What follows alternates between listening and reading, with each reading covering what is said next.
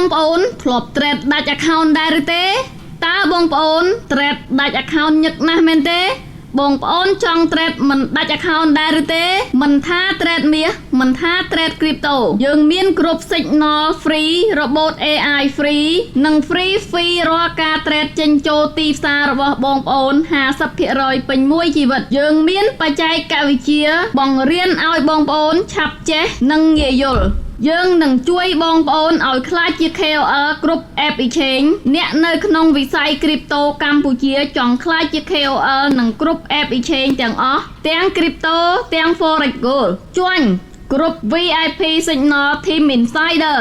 ជួញរបូត AI Trade ទិញលក់ USDT មិនអស់ fee $1 ស្មើនឹង1 USDT ឆាត Telegram 088 25ដើម51 069 ការ៉េ2 61 095 ការ៉េ2 61